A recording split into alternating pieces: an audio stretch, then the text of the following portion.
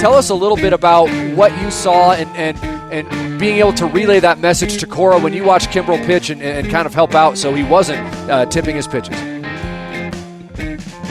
So tipping pitches, we hear about it all the time. People at home understand what tipping pitches is all about. It's amazing. And that's remarkable.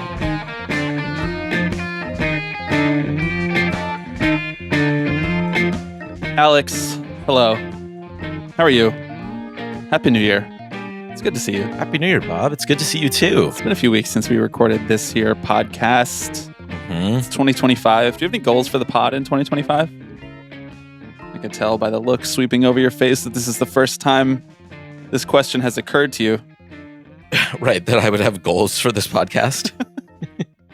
I think one of the goals of this pod is to never have too many goals for this pod. Exactly. We keep it loose.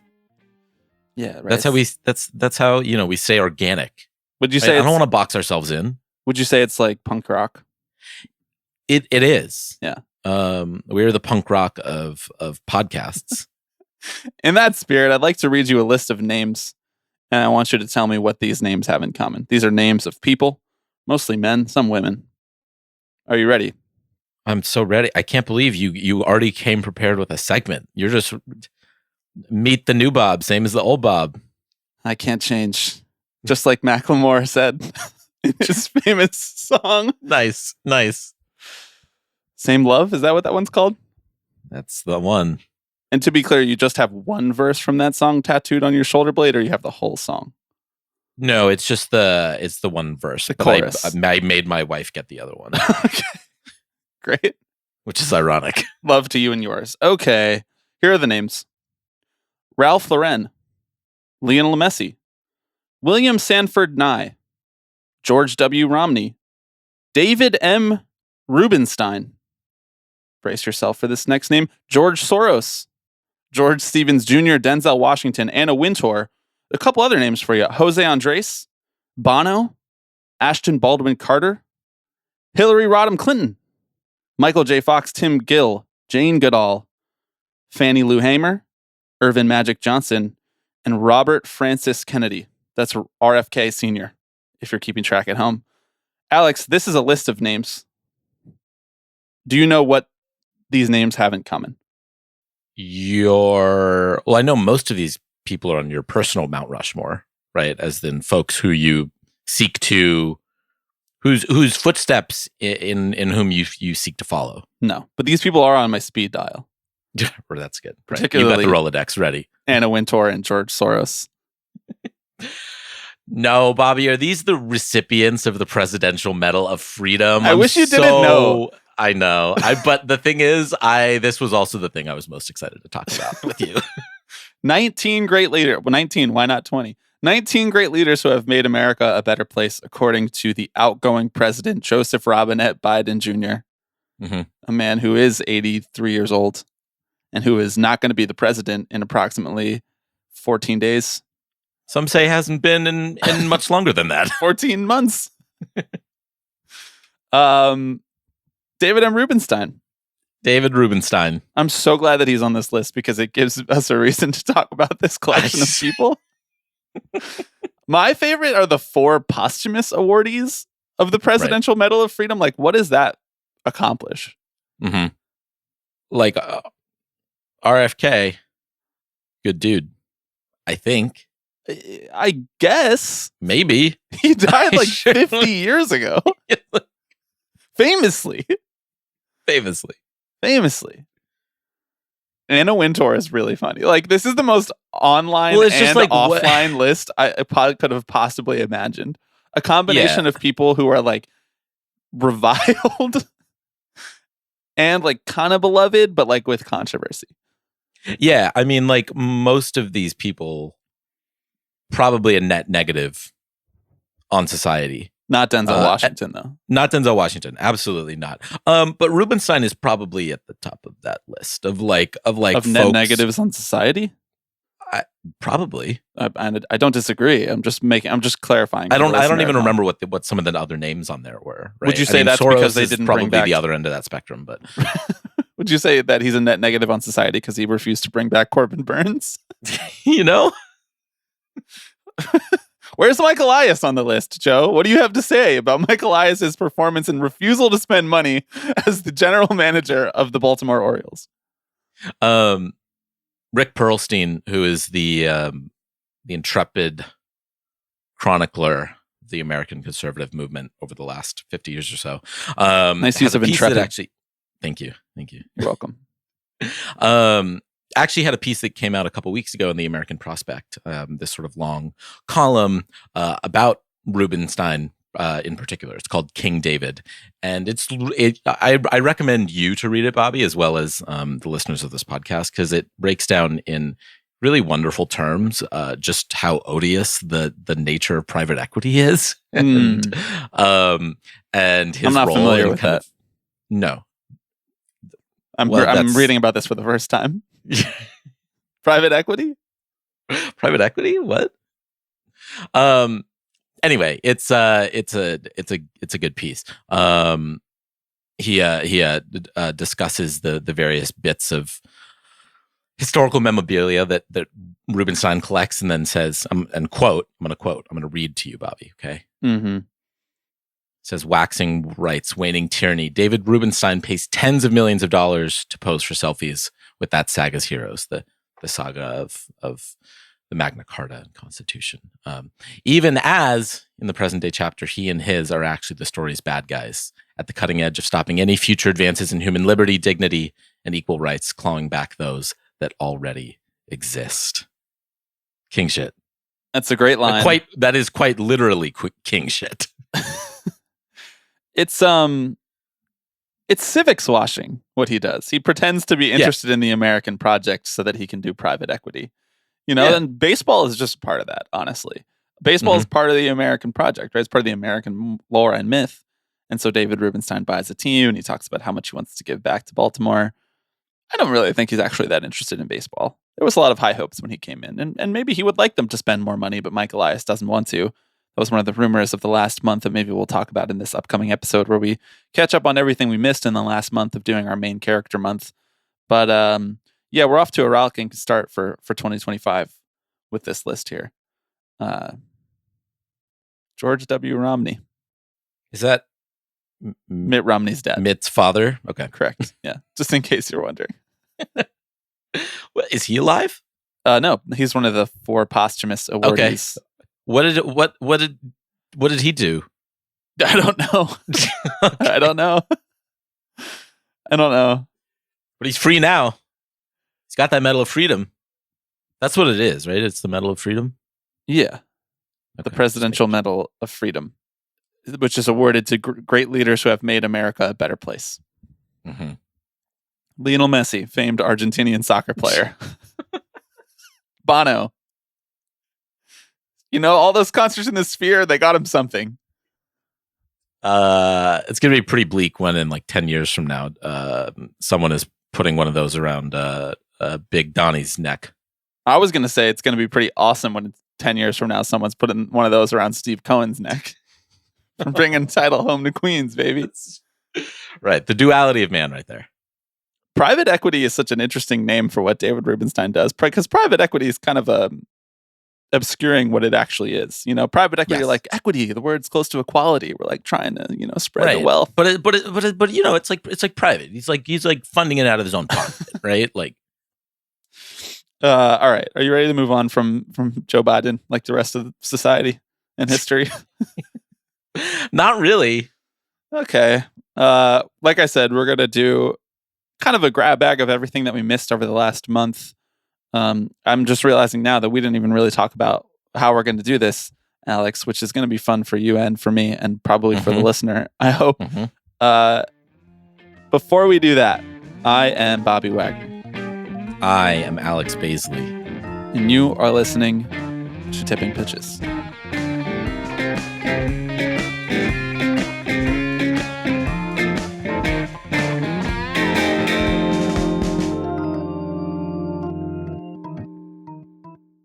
Alex, before we get started this week, I want to say thank you to this week's new patrons. Those new patrons are Zach, Joe, and Iris. It's 2025. We're a quarter of the way through the century. Do you think we should mix up the intro to the pod? Think we should do it differently? Do you think like I should introduce you and you should introduce me? Yeah, I think so. We just further the confusion that people have in being able to tell our voices apart. I think we should record as pseudonyms. Like I think we should take on personas Because you're worried about AI Mm-hmm. and our likeness, our digital Yes. likeness. Yeah, exactly. What do you want your pseudonym to be? George Romney. Is that his name? Yeah. George W. Romney. George W. Romney. They really kind of throw you for a loop there. The first, the first and middle names. Didn't Obama give George W. Bush a Presidential Medal of Freedom? Isn't that a think thing so, yeah. that happened? Or am I just... Yeah. Did I get got by a Photoshop like 8 years ago? That's stuck in my head clearly. Right. I'm like scrolling through Twitter. I'm like, wow, Obama really gave himself the Presidential Medal of Freedom. How did he do that? Wow, LeBron really cut his hair to look like Chairman Mao? Any resolutions that you think are relevant for this podcast? You do resolutions? I have been young and naive enough to do them in the past. Yes. This year I'm letting life come to me.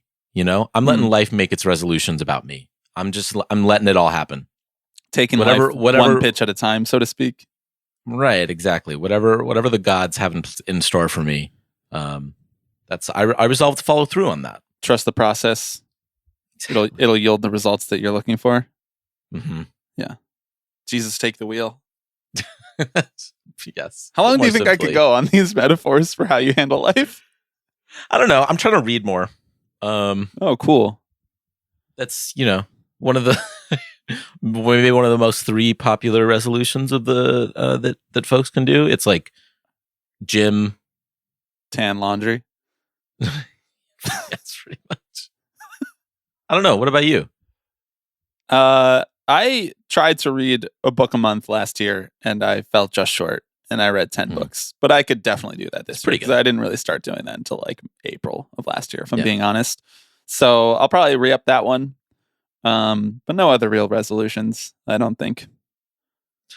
My we shoot baseball- high over here.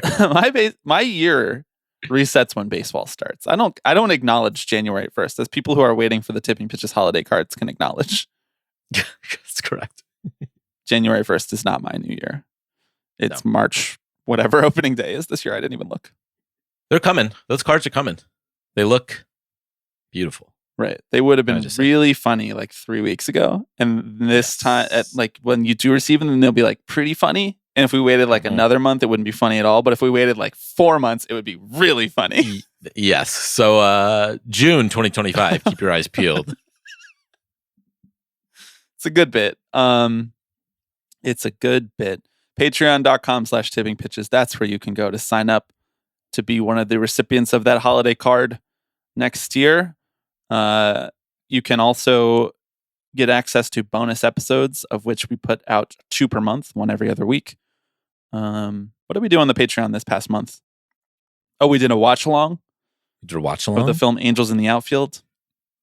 Matthew McConaughey's greatest performance. Some say Interstellar, some say Dallas Buyers Club. It would be wrong. Both of those Yeah. people would be wrong. Some say The Wolf of Wall Street. Nope. Not Some even say close. Doesn't even sniff. Fool's Angels in the Gold. You familiar with that one? Outfield. I'm familiar. It's not a good movie. But Angels in the Outfield is his greatest performance. And so we talked about it and why Alex thinks it's the best baseball movie ever made. It's true. We also did a book club about stealing home. It's high time that we announce what the next book of the Tipping Pitches book club will be. Unfortunately, we haven't chosen it yet. So if you'd like Right. to submit choices for the Tipping Pitches book club, please do so at tippingpitchespod@gmail.com or shoot us a message on Patreon or Slack or whatever. I actually am going to make a post on Patreon fielding requests for the Tipping Pitches book club, and so you can comment on it there if you're listening to this now. I think that's all of the housekeeping that I have, other than the fact that I just want to say thanks to everybody who listened to Main Character Month this past month. It was a lot of fun, and I think it was an important step in our journey of codifying what we've been doing on the show for the last few years. I think this week will be kind of nothing like that. It's the first episode of 2025, That's so we're just correct. going to go straight from doing the work to being totally chaotic and aimless. Does that sound good? Just how we like it, honestly. We like to keep the listeners on our toes and frankly keep ourselves on our toes, you know? I think We of it like to more color like, outside the lines a little bit. yeah, I think of it more like keeping ourselves on our heels. Mm. You know? Right, on our back feet. Right, exactly. We like to make Caught all off the guard. mistakes that they tell you not to make in the outfield. You know, we take the first step in, and then we're chasing the ball. It's going over our head. As a Right. podcast. Well, that's how you learn. That's how you learn what not to do. Or that's how you learn that then you can make the diving catch at the end, you know? And Make the it look diving really catch pretty. in this instance is packing December, the off season, full of a bunch of really well thought out episodes that are of a piece with all of the work that we've been putting into the show for years on end. Correct. And then just riffing through summer. If you missed those, they are available. Just check the last few episodes in your podcast feed here. One on A-Rod, one on Rob Manfred, one on Marvin Miller, and one on the 5 most important owners, according to us, in baseball history. Okay, let's do it. And by it, I mean, I don't know. How do you want to handle this? Well, I don't know. We quite literally did not. You were not kidding. We literally have not discussed how we are doing this segment. I wrote down a bunch So- of things that I am interested in talking about, but I don't really care if we talk about any of them. Okay. Lovely. How much are they related to baseball? Like, how much are they related to like They're real so baseball? related to baseball, bro. It's Okay. crazy. I want to talk about ball. That's cool. So let me scratch off the MLB umpires new CBA. No. Because I think it's good if we just go back and forth. okay. Don't scratch anything off. Where do you want to start? What really caught your attention over the last month? I'd like to start with the fact that 2 ESPN baseball reporters, not sure if you're familiar with their work, their names are Jeff Passan and Buster Olney. Hmm. They appeared on a podcast together hosted by Buster Olney. Okay. And they said that paying Juan Soto is an insane overpay for the New York Mets. I'd like to start there. It's 2025. Actually, one of the resolutions that I announced on the podcast is that I want to start more feuds with other pods. Yes. And it's not just that I want to start feuds with Crooked Media podcasts. I'd like to start feuds with ESPN pods, John Boy pods. Which also happens. They also happen to be Crooked Media. So Ooh. Got him. Ooh. Got him. Got him. They're actually not part of the Crooked Media anymore, though, because did you see ABC News decided to settle their lawsuit and give the Trump campaign $16 million to build a museum? Did you see this piece of news? I don't really know what the sentence was you just said. It started with Crooked Media and then it ended with a museum for Trump, and I'm not really sure how we got there. You and I just aren't on the same internet anymore. It's so crazy. It's wild. We started on the same internet and we're not anymore. That's nice. We get better coverage that way. Yeah. They think paying Juan Soto $765 million is an insane overpay. ABC News. No, Jeff Passan and Buster Olney. Let's get down to brass tacks here. I want to talk about this with you. All We right, used to all be right, able all right. to just make fun of reporters, without having to couch it in jokes and stuff, and without having to couch it in nuance. What are we talking about here? Who cares? Yeah, why are we what is doing an this? overpay? Who's getting? Mhm. Who cares? And of course, I'm certain that they said all of this, or at least Passan said all of this. I won't speak for Buster Olney, person whom I don't understand. I don't know what motivates him. I don't. I don't know. I don't. I wanted to talk about this because I think, like a lot of things in culture, we seem to be holding on for dear life to like takes that were valid like 7 years ago. We've just moved past them. We've moved past the idea of an overpay when it comes to the Mets or Steve Cohen I thought we all kind of agreed on this, right? That Steve Cohen was going to quote unquote overpay based on the expected baseball outcomes for players. Like, it's not insightful or even relevant to call it an overpay when every fan now knows how much money baseball owners are making, how much they're worth, how much the franchise values are going up. All these things that we were mad about 5 years ago when we started doing this pod, or 7 years ago when we started doing this pod, to be more historically accurate. I thought I thought everybody kind of agreed we were right about that stuff, and we just don't need to argue about overpay or value or what this does to the Mets payroll numbers. Like, it's did you get Juan Soto? Yes or no? If yes, then good. If no, then bad. Yes. Like, Well, it really is that simple. No, I know. And I do think like the broader baseball, like the broader conversation within baseball has, like the Overton window has sort of shifted on this conversation a little bit in the last few years, right? Like I think that you see more and more fans expressing the sentiment of, hey, frankly, it's not my money, right? Like, is there a single Mets fan who's sitting here being like, what is this going to do to, you know, the Mets debt over the next decade or so, right? Like no one's really thinking about that. And frankly, even I'm thinking about you're thinking about it because you always two words that get me going are debt servicing. Mm-hmm. Yeah, you have the Mets EBITDA on the whiteboard behind you, right? Yeah, you just kind of keep a running tally throughout the year. If I had that, it would be all I was talking about. I know.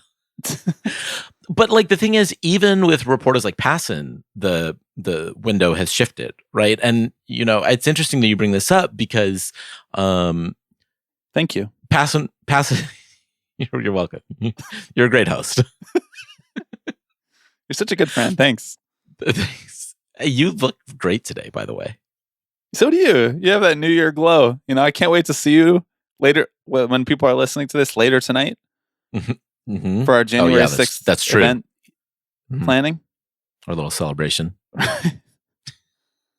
Night on the town. J6 night on the town. Hey, I miss when we could just make fun of reporters and not have to couch it in silly little jokes. I just like, the thing is, I'm sorry, you're probably going to say something insightful and I'm going to say something emotional.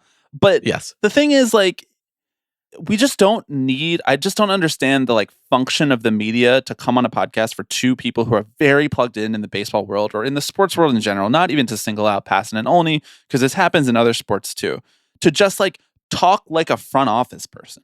It just doesn't serve that much anymore, especially in a sport without a salary cap, especially with a team that has an owner who just clearly like he doesn't really care how much he's spending on a player. He was just going to keep going until he got this player or until the player said, actually, I'm going to sacrifice $100 million to go to the Yankees. And it's just like, it stands out like a sore thumb now when we hear media members, plugged in people, reporters, insiders, quote unquote, whatever that term is actually worth, parrot the line of front offices, like competing front offices, honestly, because it's just not really relevant. We know it's not relevant. It's not relevant to ticket prices. It's not relevant to concession prices. It's not relevant to anything that a fan would care about. And so I don't know why you would go on a podcast to talk about it. Right. Well, and what I was going to say is like even Passan, I think, realizes correctly that the conversation has shifted around this. And like your ire should be towards owners, right? Not necessarily owners who don't spend, rather than owners who do, right? And he was talking about this in the context of the Dodgers when he tweeted out like a week ago. People were mad about this. Yeah, the Dodgers are a machine. They print cash. Their willingness to spend it in pursuit of winning is unmatched. They put their money where their mouth is. Others could benefit greatly from the same approach, and they choose not to, right? So it's like, and he's correct about that. But then to kind of never been in the Dodgers pod allegations. No, we're not.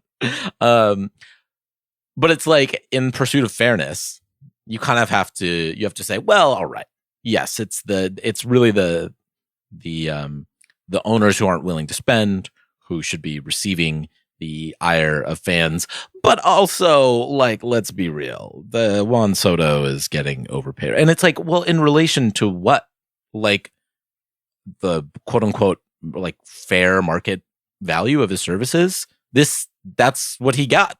He went onto the fair market. Yes. And negotiated a contract with someone who was willing to pay him that. Market capitalist Alex is logged on. Well, I just like the market is not real, guys. Like this is not a market. This is not a market. Well, no, it's not. But also it is, right? Like there is one owner who said, and there were other owners too, right? There were other teams who said, yes, I will pay you this amount. And then another owner said, I'll pay him more. And Juan Soto said, I like the sound of that. And I don't really know where what it is to get upset in that. I think it's hard because like the figure that is associated with that contract is just hard for people to wrap their brains around, right? It's not They're hard for like, me to wrap my brain around. It's not. It's not. No, I know, because you keep that under your mattress, right? Like you invested the proceeds from the Patreon entirely in Abercrombie stock a few years ago. And It's not true. And now you're I living split large. it 50-50 between Abercrombie and Slam And- Corp. Yes, I know. That's right. I forgot about that. I did put a I little don't- sprinkle on some defense stocks that I'm not willing to disclose here on this podcast, though. Right. That's like an ETF, right? There's just kind of a bunch of different stocks rolled up into one. Yeah. Well, actually, I invested in that ETF that invests the exact same as Nancy Pelosi, and by God, we're rich, Alex. Oh, That really got you. that really did. Was not expecting that. 55 million per year. That's the number. That's not insane. That's the number. $765 million is irrelevant. Like it's 15 years.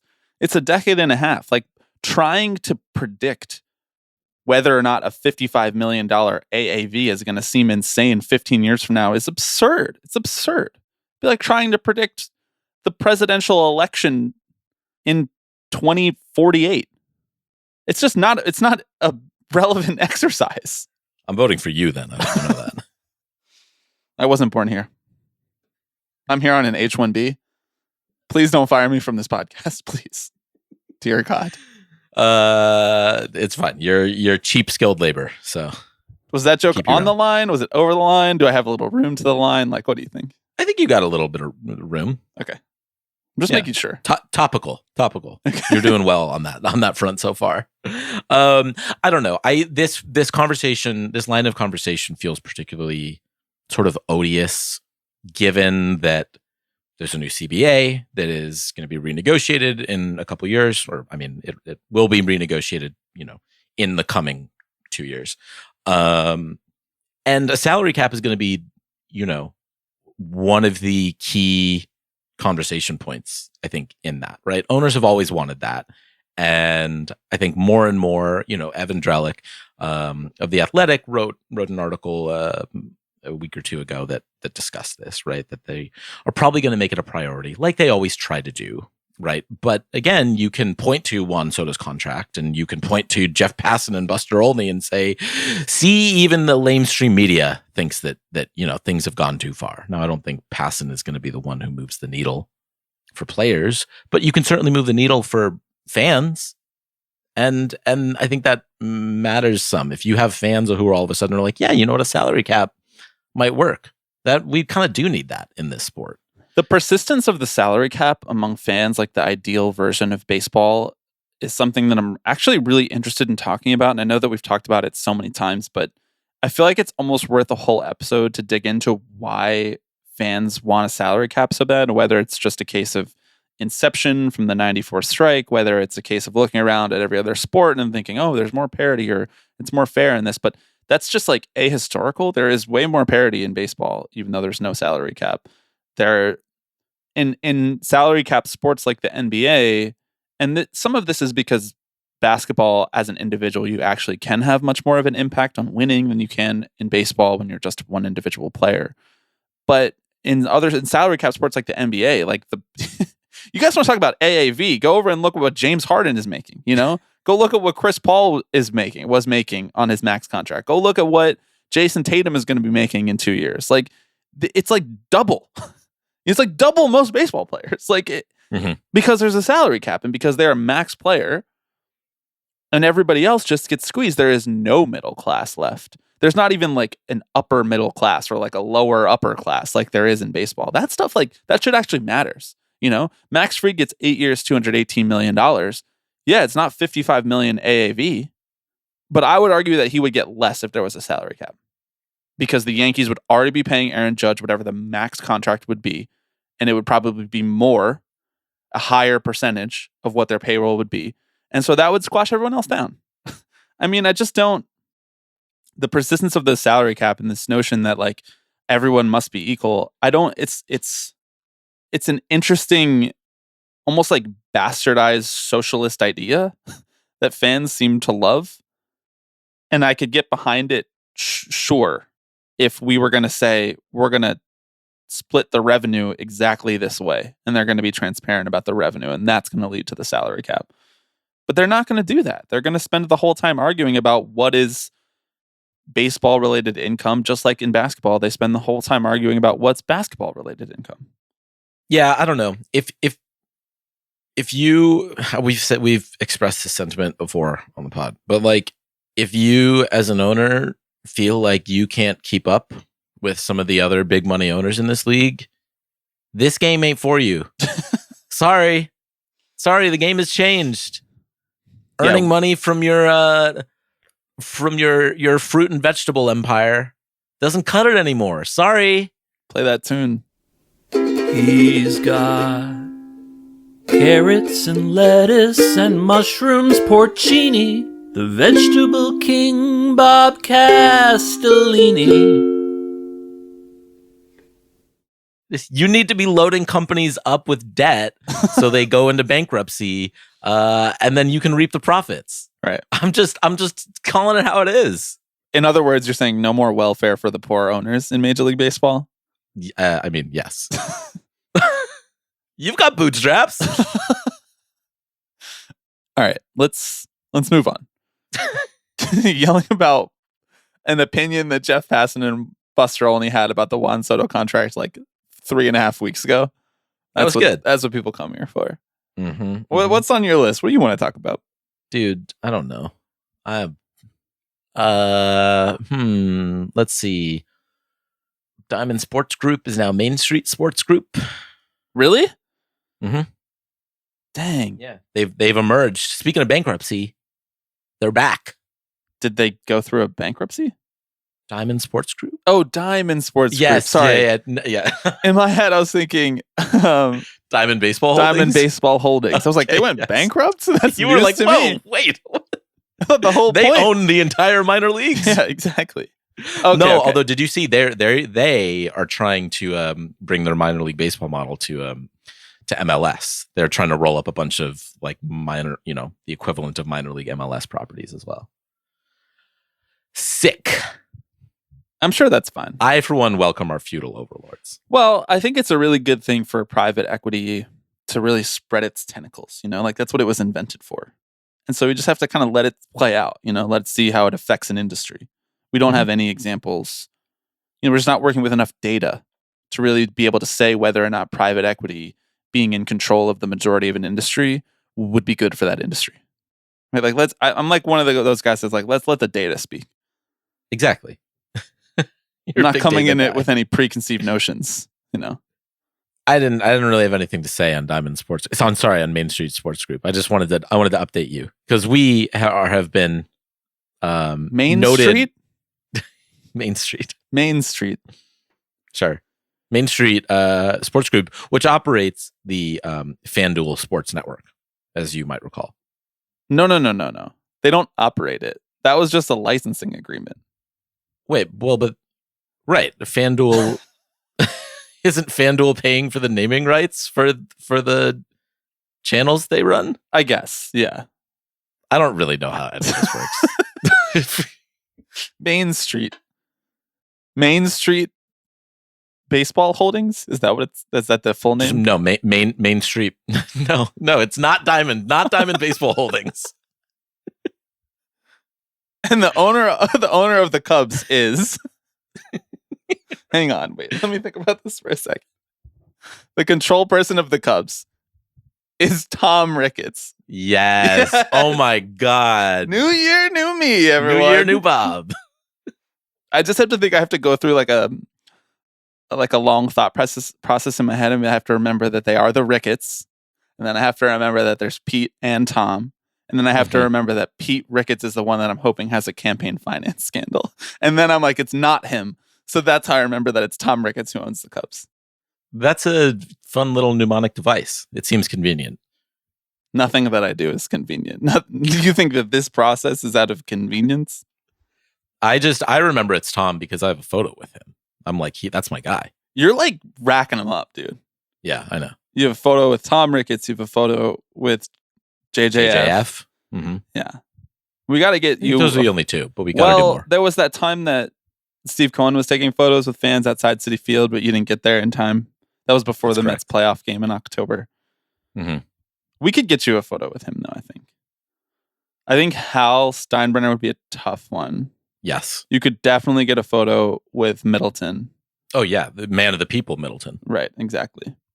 From what I understand, it would be tough to get a photo with John Henry. Probably. What about Rubenstein? Well, you missed the Presidential Medal of Freedom awarding ceremony. Maybe you didn't. No, wait, no. I was in the know. crowd. Are you kidding me? I don't think it happened yet. I think they just announced the list.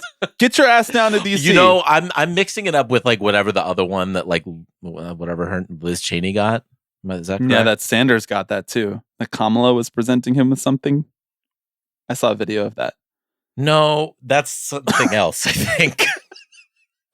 Okay, never mind. Oh no, I did see what you're talking about. Liz Cheney got something. Yeah.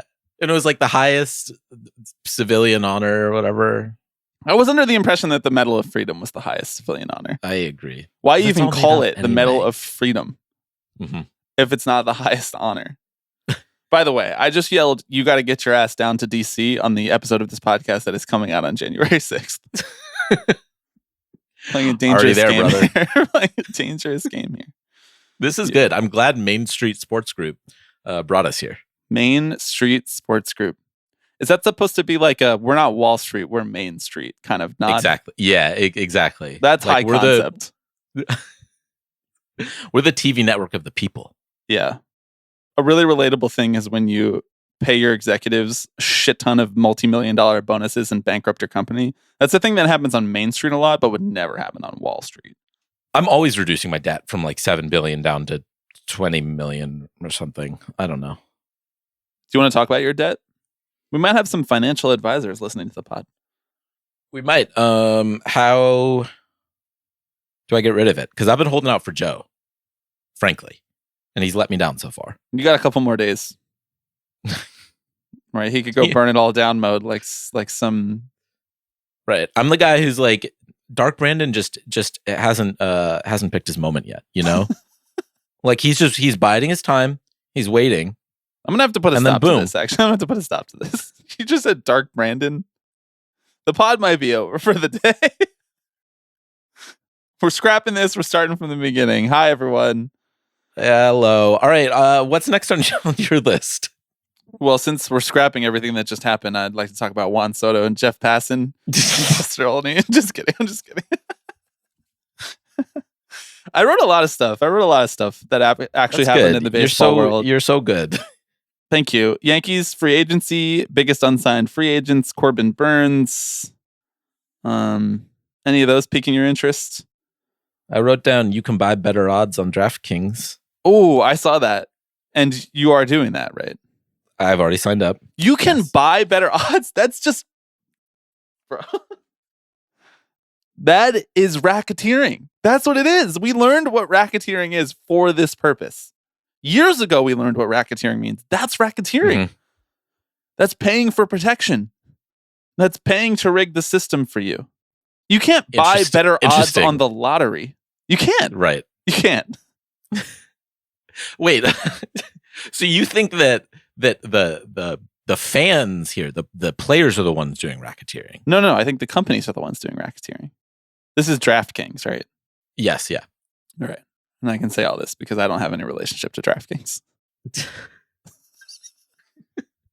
I actually don't want to talk about this. Let's talk about Dave Kaval's resignation. Oh, okay. This was also on my list. Yeah. Okay. We got him. We got him.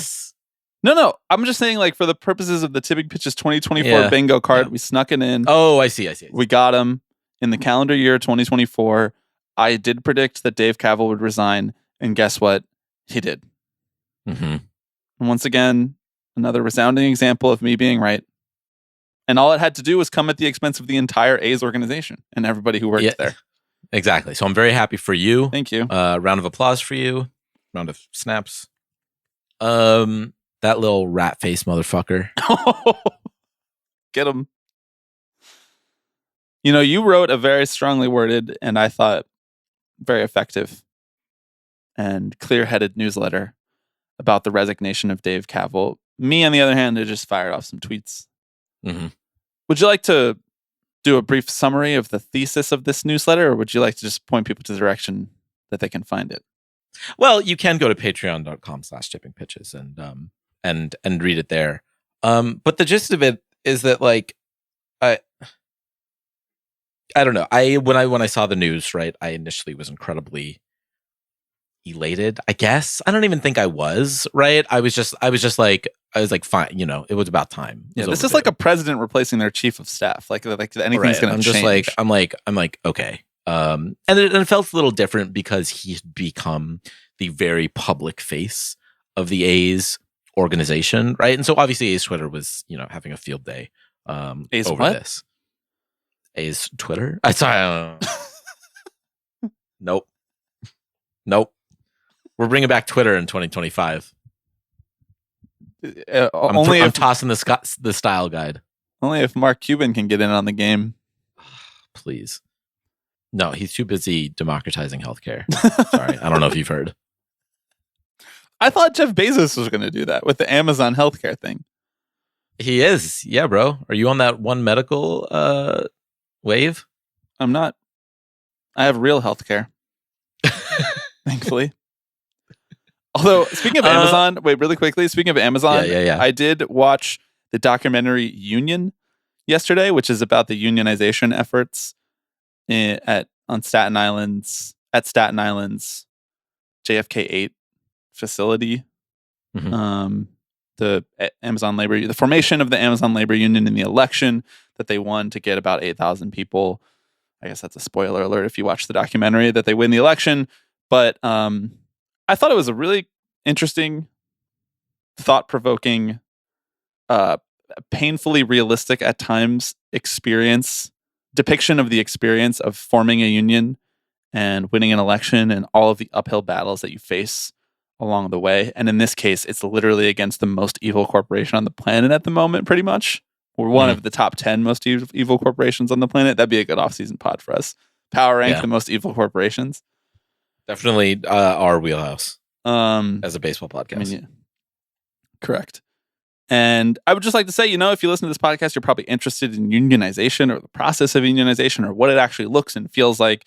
And, Chris Smalls has become somewhat of like a pretty famous labor organizer since this effort happened a couple years ago. And it really depicts like right alongside of him during the meetings, during the calls, during when he's getting arrested, like during all of these different things. And it's cool. You can go check it out on their website and rent it directly because no Hollywood studio has the fucking guts to put out a documentary detailing how you unionize against a large corporation. That sounds about right, frankly. So just like to give a wholehearted recommendation for that for our listeners of this podcast. It's $11.99. I think worthwhile. Anyway, back to Dave Kaval. Bobby's first Tipping Pitches movie recommendation, 2025. Worthwhile one, I think. Worthwhile. Yeah, I'll check it out.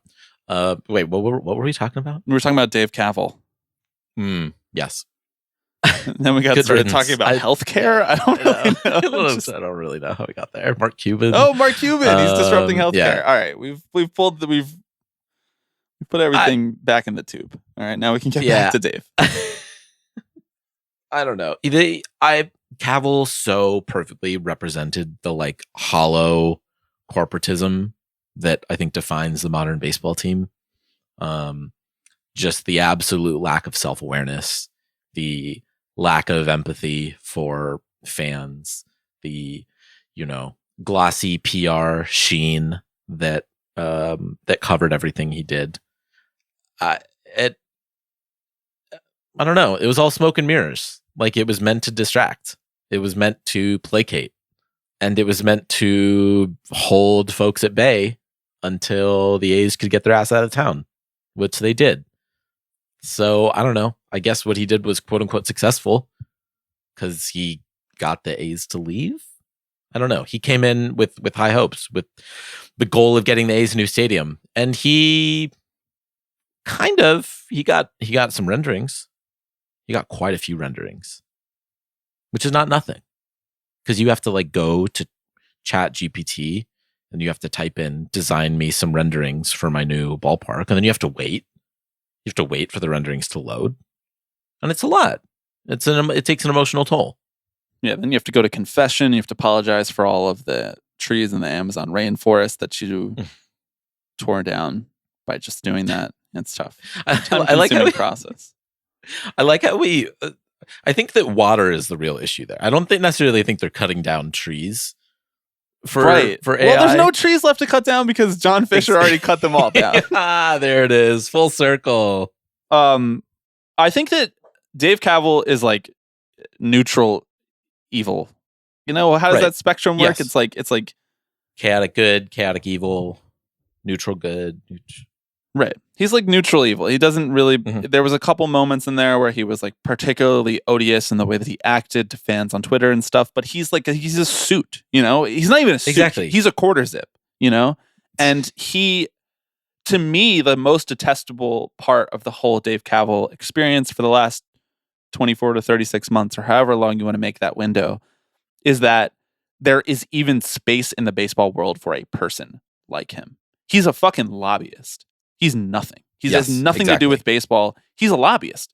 He's there to convince government officials to give the richer person who employs him a more favorable deal, and that is the only reason he was employed for the last 5 years. That's it. He didn't bring anything else to the table for the experience of baseball fans, for the community, for the baseball fans in Oakland, for the players on the team, for anyone who you would even have a modicum of that you would even give a modicum of shit about in the wider A's orbit. He did not make their lives better. No. You know, I don't see like the deluge of positive Dave Kaval stories coming now that he's out. In the fucking press release, the quote in there from him is saying, quote, "I will be staying in California to explore new opportunities at the crossroads of business and government." Like, what is that? What is that? Business and government. Sure. That's good. That's an intersection where I think things are mostly on the like a lot of good things are really happening at that. Right. In fact, I like that business and government intersect at all. I think that just from a starting place is probably a good thing. Yeah. Yeah. Maybe he could get hired by the Angels, you know? The intersection of business and government has really been on the rocks for them for the last couple years. And so maybe he could come in and clean that situation up. Mm-hmm. I agree. Yeah. I don't know. I think if nothing else, he was very representative of like the people who actually occupy these spaces. And frankly, his downfall was trying to make himself a public figure. And I know that was part of the reason why he was brought in, was to be the public face of this new stadium. But the problem is you actually can't keep that up that long, right? Like you are just a mask for the much eviler owner who's pulling the strings. I'm going to give you an awesome trifecta of Dave Kaval's pre-A's career, pre-A's life. Okay. All right. Bachelor's of the Arts in International Relations from Stanford University in 1998. Later returned for an MBA from Stanford. And while getting his MBA, he did a national security budget summer internship for the George W. Bush administration. That's George W. Bush, not George W. Romney, in case anybody was still thinking about that from the beginning of this podcast. Cool shit right there. Really good shit. A lot of good stuff is going on at Stanford, you know? A lot of really cool stuff that I can endorse. Well, that's just the kind of background that makes me feel inspired that he wants to do good for the sport of baseball and for the handling George W. Bush's budget. Uh-huh. Sorry, not handling, just like cutting his teeth, you know, learning from the people who were running George W. Bush's budget. He was at the right hip of Dick Cheney, and that's how he made the A's what they are today. Glorious stuff. Really beautiful, really fun stuff. I feel really great about the A's. Yeah, me too. All right, what else do you want to talk about? What else is on your list? We're kind of scraping the bottom of the barrel at this point. Paul Skenes is now one of the union reps, like with on the board, the subcommittee, whatever it is. The executive subcommittee. There you go. We'll talk about that. Not really. Proper mustache representation at the table, you know? Mm-hmm. Are you gonna maybe join me in the mustache community this year in 2025? Just for like a month, you know, just to see what it feels like for the two of us. I've dabbled and I don't rock it as well as you. I'm just gonna if I can do a little self critique. You have to give it doesn't time, come in though. Yeah, it doesn't I know, just like I'm not, grow in thick right away. Yeah, I know, but it's also hard because I go into in-person work every day, and so What does that I just mean? gotta. I'm on fucking YouTube 2 days a week.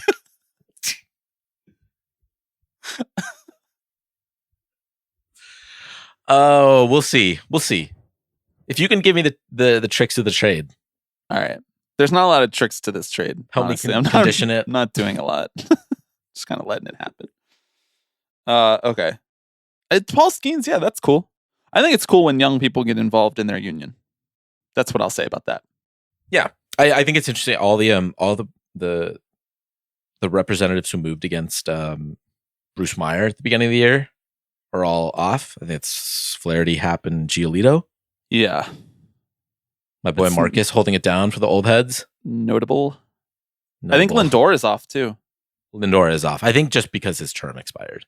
Yeah. But I also think that there's like an interesting dynamic that we talked about at the time and that I think still probably remains somewhat relevant. It's not really salacious like I think it might feel like, just because it seems like a sort of a gossipy like guessing game that we'd be playing by talking about it. But in the fact that everyone in the executive subcommittee voted no for the last CBA and every team rep voted yes. That's like a really interesting dynamic when the executive subcommittee is like, yeah, we could do better, or, you know, this is not as good of a contract. And the rank and file, so to speak, is like, yeah, we want to play. We're happy with this. It's yeah. I don't necessarily know what that portends. Like, I don't think it would be fair to say that means the next round of negotiations will be, you know, not quite as knives out as the last round of negotiations.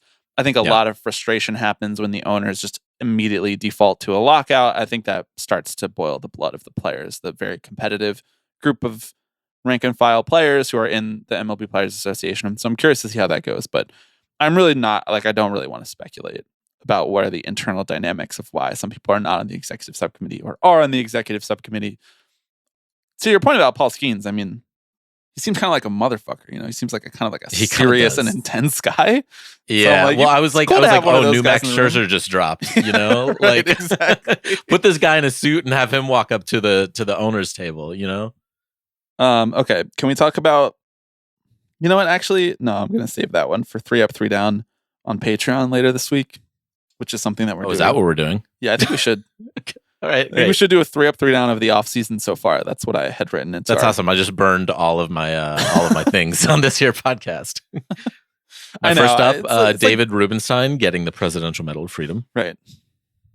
Feel free to just like, you know, we could do like the sequel to this podcast. You know, we could just re-talk about all of the same topics and see if it's better.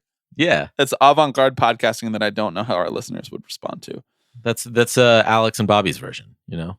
The next thing I wrote down here on my list is that no sold my Taylor joke. All right. Didn't even hear it. Okay, it's fine. Keep talking. I don't care. Listen, hold on. I'd like to stop the podcast really quickly to take accountability. I stopped listening for the last 5 seconds of what you were saying because I was looking at my notes, and that's not cool. I'm sorry. This is the kind of transparency and accountability that the listeners come here for, and I just want to say I appreciate you. It's also the type of listening experience that the listeners leave because of. So let's keep it going. Alex and Bobby's version, is that what you said? That is what I said. That's pretty good. Fine. Yeah. They're all Alex and Bobby's version. Here's a glimpse into my psyche. I still think about the time that we were soliciting feedback on how we ran the student newspaper, and one of the pieces of feedback from one of our editors was like, you guys are fun and cool to work for, but it's a little bit like too much Alex and Bobby sometimes. Yeah. I still think about that. I do too. Still talk about it in therapy. All right, what was on your list? You were about to say something. I haven't gotten to that in therapy yet. We're still working through other stuff. You're still at the prequels. Right. Yeah. I feel like we should probably talk about this story that ran in Pitcher List about Mike Elias. I've alluded to it a couple times. I've made a few jokes about it. I joked about it on Twitter, obviously. We mentioned David Rubenstein and his Presidential Medal of Freedom. There was a story from Ben Palmer at Pitcher List, which is interesting because Pitcher List is like, I don't really think necessarily in the business of breaking news. So the story kind of came from nowhere, but they have a source that says that essentially that David Rubenstein has given the green light to spend more money than the Orioles have been spending for the last few years as part of this rebuild, and that Mike Elias doesn't really want to. That's like the gist of it. I think when people saw this come out, it was kind of like, well, what does that even mean? Like, how could a source deduce what Mike Elias wants to do any more than you could just deduce what he wants to do based on what he hasn't been doing, and that is spending money. And so I think when this came out, I don't think it made like huge waves necessarily, but it was notable to me because it was the first time that someone put in print kind of what we assumed about Mike Elias's philosophy based on what we know about him and based on how he was a part of the Astros front office that had a similar philosophy, but it played out in slightly different ways because Jim Crane honestly meddled a lot in the Astros free agency experience and in their trades and whatnot. But this does seem like up our alley, but it also doesn't seem revelatory enough based on how we've talked about this situation in the last couple of years to have, tacked it onto the beginning of an episode or really spent too much time talking about it here. But I'm curious, like, if you think that this is not if you think this is legitimate story, because I'm who am I to say that this is not true or whatever, but like how much you really even care about this. Like, do you think Mike Elias is really just like, no, I refuse to go over a certain payroll number? Or do you think that he is just so trigger averse on spending or on making a splash that he's just missing out because he won't pay a premium on any of the players that other teams are willing to go kind of over the quote unquote right number for? Yeah, I mean, there's like a lot to unpack in this story. As mentioned, like, this comes from a single source, and so it's really hard to take any of this with more than a grain of salt.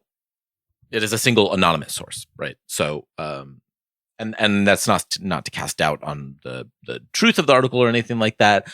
But you and I went to journalism school, and no, we didn't. You're shaking your head. I didn't go to college. I was just making content at a young age, and that's how I got into this game. Right. I just found you on the streets outside of NYU. I didn't go to journalism school. I went to content school. It's different. Okay. Well, I'll let you keep going.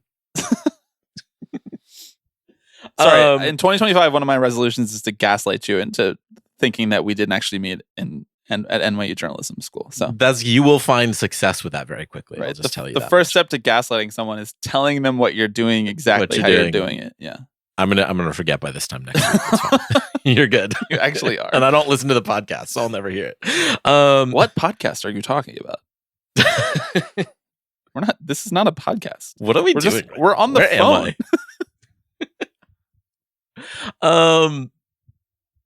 So I don't know. So again, it's a single source, right? So you take it with a grain of salt a little bit. I'm sure there is some element of truth to this story. To the extent that I really care, it's kind of hard to say. There are elements of it that feel somewhat unbelievable. Like the idea that Angelos was like, yeah, I want you to go out and get Soto. And Elias was like, nah, I'm good. I don't want, that's too easy, Right. But, and the part where the source calls Brandon Hyde a puppet and pushover for Mike Elias, it's like, right. It's kind of what the job is, honestly. It's like a mean way to say what being a manager in 2024 is.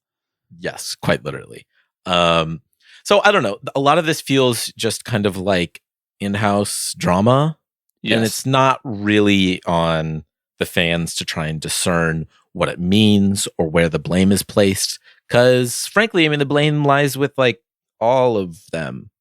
Like, I don't think the success or failure of the Orioles lies squarely on Elias's shoulders or squarely on Rubenstein's shoulders. I mean, like, I think Elias plays a big role in this, but like, that's kind of for them to sort out.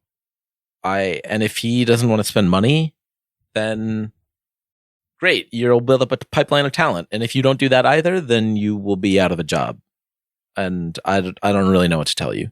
Yeah, like if David Rubenstein was like, we must run a $250 million payroll, and Mike Elias was like, no, thanks for the suggestion, but no, he would just fire him, right? Right, exactly. Like, yes, exactly. If Rubenstein keeps that guy around, then he's at fault as well. right, exactly. And I think that part of it stems from kind of what we've talked about from the beginning of the Rubenstein experience, but really, like, ironically came into focus when we talked about Rubenstein's appearance on A-Rod's podcast, where he said a lot about how he's like, he likes baseball, but he hasn't been following it much in his adult life. And he trusts his decision makers a lot, which means he's kind of just like trying to stay aloof from baseball operations, especially in the beginning of his tenure here as owner. I think that when you look at this as part of a larger picture, though, yeah, dude, Mike Elias is not spending money, and he's never going to spend money. Right. And he never was going to spend money. This is why, like, I started this segment about being like, not to be like, I was right, but I was right. Like, we've been saying this on the show for years. And honestly, Orioles fans have been sending us mad DMs about how we've been saying this about the Orioles. They're like, why are you shitting on the Orioles all the time? I'm not shitting on the Orioles. I'm shitting on the person who's running the Orioles in his exact image. He is like devout about what he believes like market value and how you should rebuild a team. And it, in some ways, works really well. And now in the other ways, it's not working well at all. It would just be like misguided to not acknowledge the fact that this is who Elias is. He's one of the GMs or presidents of baseball operations, whatever his actual title is. He's one of those who wants to do it with one hand tied behind his back just to say that he could. Like, it's like kind of undeniable that that's the case now. I don't know why we got yelled at for years for saying that. Yeah. You kind of just have to watch what he does, and you generally get the gist of what this article lays out. Yeah, right. Corbin Burns is on the Diamondbacks now for 6 years, $210 million. An amount of money that the Orioles could have easily afforded to solidify the trade that they gave up a couple good players to get him. Right, especially given the new, quite wealthy ownership group. I know, that's what I'm saying. But he just doesn't, like, he doesn't believe that it's worth it. He thinks that he can get enough good out of Charlie Morton. Godspeed, brother. I mean, I think if anything, like, this article probably gives Rubenstein a good amount of credit. I mean, I suppose not too much credit because it calls him naive and says he doesn't know what he bought. Sorry, not the article. The source is saying this, right? Yes. But it very clearly paints, it's like Rubenstein is like the sort of naive, good billionaire who just wants to spend on his team, and Elias is the evil GM who won't do it, and to whom Rubenstein defers. And so, what is Rubenstein supposed to do, right? Because he doesn't really know how to run this team anyway. And it's like, again, it is a reflection of both of their work at the end of the day. Rubenstein co-founded one of the most successful private equity groups in the world. You're telling me he can't fire someone? That's the whole job. Strategic restructuring has hit the Baltimore Orioles front office. Mike Elias. Sorry, bud. I don't know, man. What's the word downsizing? Downsizing? No. No. Right sizing. That's what they say. Yeah. Mike Elias is about to get right sized out of this job. God willing. Yeah. The world would be a better place. Do you have anything else on your list? I have a bunch of other stuff on my list, but honestly, a lot of it's probably worth saving for 3 Up, 3 Down later this week. I will say one thing that I did write down on my list, which is not really like a topic, but is something that I'm just itching to get out of me, and so I have to kind of give the tease here. My list for banned topics, it's already starting to solidify. I have some very strong contenders for banned topics. Very strong. I'm scared. You're just gonna neuter all my bits. I'm not going to neuter all your bits. And honestly, I'd appreciate you not using the Also, word neuter on this I was- podcast ever again. Especially in that context, I suppose.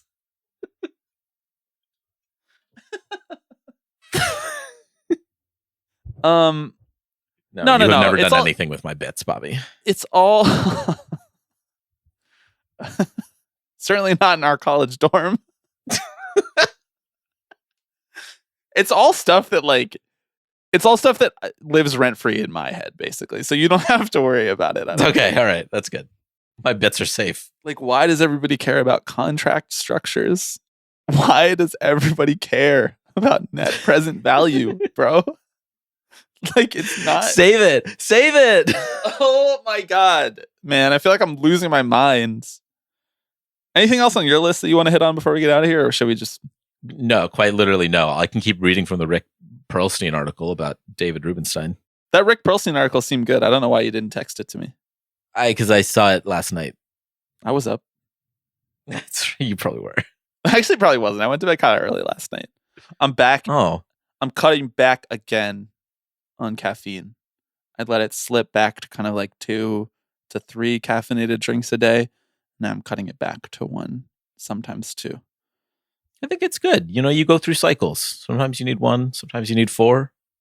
One of my good friends recently texted me and he was like, I'm going cold turkey on caffeine at the moment. And he's like, I thought you might be the only person who understood. Cold turkey is kind of tough, honestly. He does it once every few months.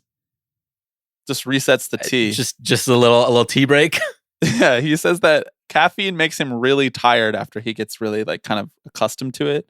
Like he'll drink the caffeine, but it'll make him more tired. You know, it kind of has the opposite effect, which I kind of get sometimes. If you over caffeinate or if you are just like going back to the well repeatedly, it tends to not really give me any energy. It just gives me jitteriness and like a headache and like feeling of exhaustion, you know, like that sort of like nothing can replace sleep realization that you have when you're like on coffee number 4. Yeah, exactly. Your knee is bouncing and your like arms are your like armpits are a little sweaty and you're just like, fuck, man. That's how I passed the Rubicon. Passed the Rubicon. All right. Well, this was a fine podcast. This was, I would say it certainly was a podcast of incredible length. And honestly, unremarkable length. A normal length. Well, for given us. what my list looked like, I'm proud of us. I'm proud we got here. Right, like the third thing you brought up was that Paul Skenes joined the executive subcommittee. Let's go, Paul. We got some good convo out of it. I have not been paying attention to baseball for the last 3 weeks. I'll be quite honest. Nothing to pay attention to. There's some signings. I mean, it's funny that the second thing I wrote on my list was all the Yankees free agent signings, and we just didn't talk about that at all. Did you really want to talk? They signed a lot of guys. I don't know if you're aware of this. They got a lot of guys on the team. Wow. Steinbrenner supremacy back? No, I'm just intrigued. Yeah. I'm also intrigued by the Yankees fans who are doing stuff like they're doing the like, this is Juan Soto's war last year. This is the war of all the players that the Yankees have brought in. It's like 6 different players adding up to the war of Juan Soto last year. I'm like, you guys don't understand how war works. No. It's very useful to have one guy with a lot of war so that you can have other guys who also put up war in those other 6 slots. Just let people enjoy things, Bobby. Let people enjoy their recreation in the aggregate. Moneyball came on the other day on cable. I was hanging at my parents' house for the holidays. It got the coveted Diane walked into the room and stood behind me and watched 15 minutes of it endorsement. Legendary parent move. She's like, I've never seen this all the way through. And I was like, what kind of son am I? Literally, yeah. I think last time we went to go watch Moneyball, I went to the movies that I had purchased on the service Vudu, which is now Fandango at home, if you're keeping track. Okay. The movies that I had purchased over the years, which is a collection of fucking bangers, by the way. Uh-huh. And we also realized that she had never watched The Social Network, and so we put that on instead. That's fair. Yeah. Frankly, movies have the same energy. They have the exact same energy. They came out. I don't know why that is. Because they're fucking bangers, dude. Just no wasted seconds. Bangers. Revisionist history of things that people are still interested in and still talking about wrongly. That's the Sorkin way, baby. Sorkin is my king. He is. I will never honestly. let anybody truly talk. Like, you can talk your shit about Sorkin, but if you get too disrespectful, I'll have to step in. I think I'm doing a Newsroom rewatch this year. If you want to join me in it, Shit, let's go. I'm in the middle of a Gilmore Girls rewatch. This is probably like the 5th time I've seen Gilmore Girls in my life. okay, all right. That show is Another a banger. fucking masterpiece, bro. Mhm. It's an absolute masterclass. Just a genius invention to write 3 characters who are exactly the same but at different ages. Mhm. And when one of them is like really in alignment, the other one is like totally out of alignment, but in the exact same way that the other 2 would be. It's perfect. Perfect. It is. Total masterclass. It is a perfect show. Total masterclass. That's exactly what TV was meant for. Enough of this Newsroom rewatch. Can I get you to watch some movies in 2025? You really like hopped off the wagon about halfway through 2024. I thought I had you. I thought I had you in the tractor beam, but I lost you. We're going to see a movie. We are going to see a movie On January 6th. A movie of sorts. And then we're going we should go on Wednesday. You should come on Wednesday with me to see Close Encounters of the Third Kind. Oh, what a banger of a movie. Never seen it on the big screen. Me neither. Where are you seeing it? Metrograph. I thought we were recording a pod that night. Well, this is me asking you if we can change the time of that so that I can go see Close Encounters of the Third Kind. Yes. All right, great. Absolutely. 109 movies in theaters I saw last year. That's really impressive. I had a goal of seeing 365 movies. I didn't make it. I only saw 300. But I did go to the theater 109 times. That's a lot of times to spend in a theater. More than twice per week. Yeah. My goal was 100 and I hit it. God, hey, snaps all day for Bobby on this podcast. In for 2025, going to the movie theater. What's your goal for this year? You raising the bar? I haven't really set any numerical goals for myself this year. I'd like to try to do 365, since I missed it last year. I think I can do it. I think I could do it. It's really hard. If you go like a week without watching a movie because you're like traveling or whatever. Right. It's over. It's just it's done. All right. Well, I can help hold you accountable if you'd like. Okay. We can maybe do weekly check-ins on this year pod, not the movie podcast you're on. Yeah, they're not really interested in hearing what I'm watching by myself, All right, great. I'm just seeing how long we can make this outro. I could tell. It's somewhat of a performance art. It is. We're going on 8.5 minutes. Uh-huh. All right. Thank you everybody for catch. listening. You do have a plane to catch. Alex has a plane to catch, so I'm just going to keep going solo for the next couple minutes. Actually, the last thing that I wanted to say to people is that I thought maybe next week, we're having a special guest on the pod next week, which is really exciting, and I'm looking forward to it. I thought maybe also you and I together could do some fan therapy at the end of that episode. We did a little bit of fan therapy for teams who were eliminated during the postseason, and folks called in. We have gotten a couple emails and voicemails scattered throughout the offseason for teams who didn't make it. And, if you're a fan looking for some guidance through this rest of this offseason or how it's going so far, maybe hit our voicemail line, 785-422-5881. That number is 785-422-5881. You can email us always, tippingpitchespod@gmail.com. This is just for if you have, if you're having issues with your fandom and you'd like Alex to talk you through it. And then you'd like me to say, get over it. Come be a Mets fan. So hopefully we could do a couple of those next week. And I'm excited for everybody to hear who we're talking to on the pod next week. Thank you for listening. Looking forward to a good January. Some fun episodes planned.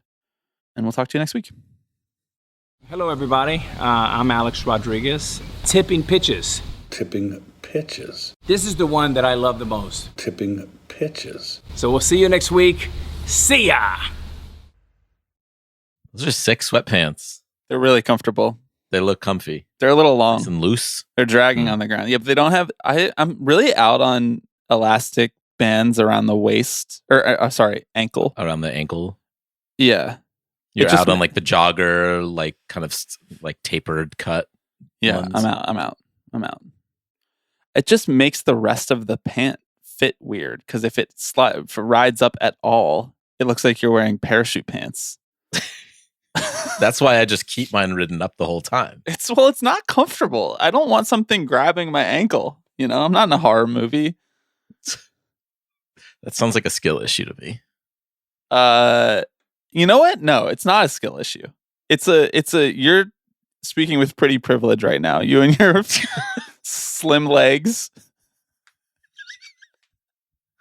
Fuck. This Called is out. Yeah. Called in. This is the way that I want the pod to start. This is the energy I'm looking for this episode and for 2025 in general.